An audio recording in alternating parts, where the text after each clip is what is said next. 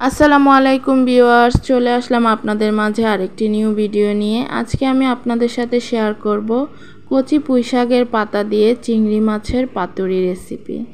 জানতে হলে দেখতে হবে সম্পূর্ণ ভিডিওটি স্কিপ না করে।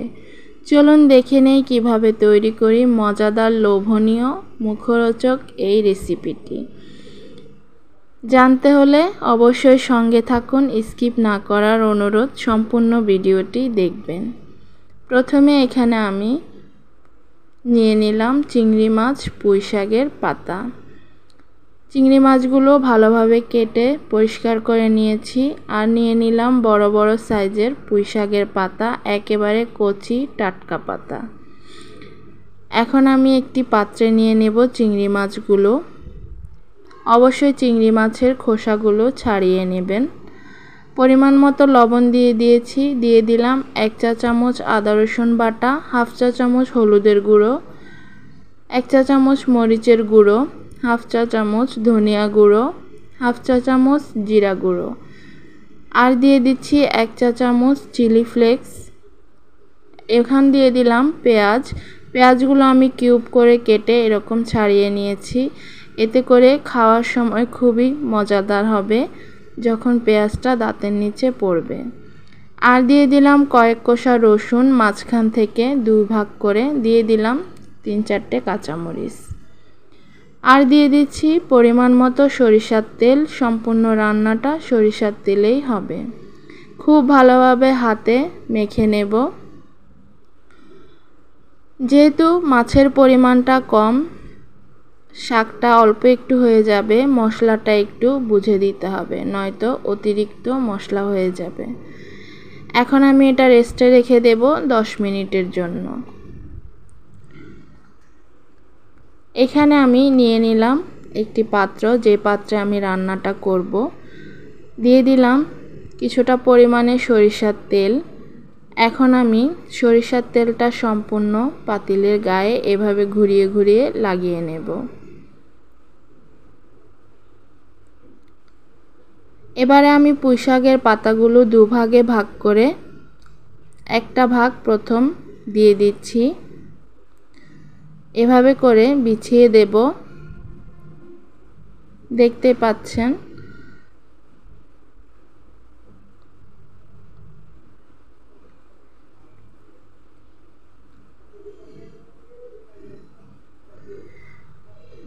একটা পাশ আমি বিছিয়ে নিয়েছি। 2 ভাগে ভাগ করে অর্ধেকটা পাতা নিচে দিয়ে দিলাম। এখন আমি মাখিয়ে রাখা মাছের মিশ্রণগুলো দিয়ে দেব।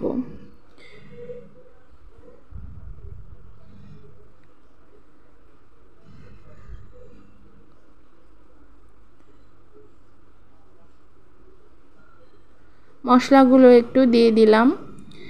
এবারে আমি একটু ভালোভাবে চারদিকে গুছিয়ে নিয়ে উপরে আবারও বাকি পুঁইশাকের পাতাগুলো দিয়ে দেব। অবশ্যই ধনিয়া পাতা দিতে হবে, এতে করে খুব সুন্দর একটা ফ্লেভার আসবে। তার আগে বলে রাখি, আমার ভিডিওগুলো আপনাদের ভালো লেগে থাকলে অবশ্যই আমার চ্যানেলটি সাবস্ক্রাইব করে দেবেন। পাশে থাকা বেল বাটনটি বাজিয়ে দেবেন, যেন ভিডিও আপলোড করার সঙ্গে সঙ্গে সবার আগে আপনার কাছে নোটিফিকেশন পৌঁছে যায়। আমার রেসিপিগুলো ভালো লেগে থাকলে অবশ্যই লাইক, কমেন্ট, শেয়ার করে দেবেন, যেন আগামী দিনগুলো আমি এগিয়ে যেতে পারি, আরও সুন্দর সুন্দর রেসিপি নিয়ে আপনাদের সামনে হাজির হতে পারি। আর ভুল ত্রুটি হলে অবশ্যই ক্ষমা দৃষ্টিতে দেখবেন। এই তো দেখতেই পাচ্ছেন, আমি এখন আবারও কিন্তু বাকি পাতাগুলো উপরে আরেকটা লেয়ার দিয়ে দিলাম। এবারে এর উপরে দিয়ে দিচ্ছি সামান্য পরিমাণে লবণ ছিটিয়ে। যেহেতু পুঁইশাকের পাতা দিয়েছি, একটু করে লবণ দিয়ে দিলাম। এখন বসিয়ে দেব চুলায়। চুলায় বসিয়ে দিয়েছি।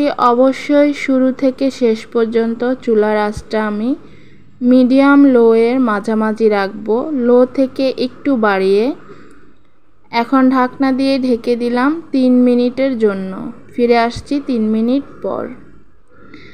দেখতেই পাচ্ছেন অনেকটাই কিন্তু কমে এসেছে পাতাগুলো এবং কিছুটা পানিও বের হয়েছে। এখন আমি এভাবে একটু চারদিক থেকে নেড়েচেড়ে সমান করে দেব।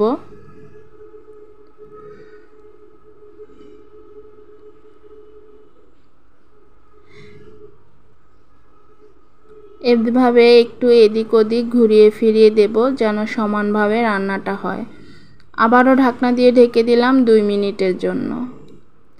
চলে আসলাম 2 মিনিট পর, দেখতেই পাচ্ছেন আমার রান্নাটা কিন্তু অর্ধেক হয়ে গেছে।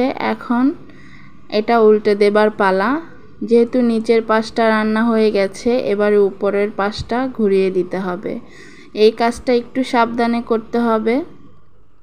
এভাবে আমি একটি ছাঁকনি নিয়ে নিয়েছি, ছাঁকনি দিয়ে উল্টে দেব।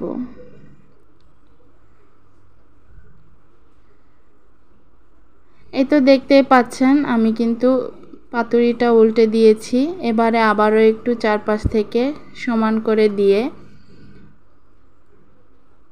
এখন আমি আবারও ঢাকনা দিয়ে ঢেকে দেব 3 মিনিটের জন্য। ফিরে আসছি 3 মিনিট পর, সঙ্গেই থাকুন। মাশাআল্লাহ, দেখতেই পাচ্ছেন রান্না কিন্তু কমপ্লিট। সম্পূর্ণ পানি শুকিয়ে তেল বের হতে শুরু করেছে। এখন কিন্তু আমি চুলা থেকে নামিয়ে নেব আর একটি পাত্রে পরিবেশন করে নেব। খুবই সহজ কিন্তু ইজি, মজাদার, মুখরোচক একটি রেসিপি। দেখতেই পাচ্ছেন সম্পূর্ণ রান্নাটা কতটা সহজে হয়ে গেছে। অবশ্যই ট্রাই করবেন, আশা করছি ভালো লাগবে গরম গরম ভাতের সাথে দুপুরবেলা। আজকের মতো এখানেই বিদায়। আল্লাহ হাফেজ, সবাই ভালো থাকবেন।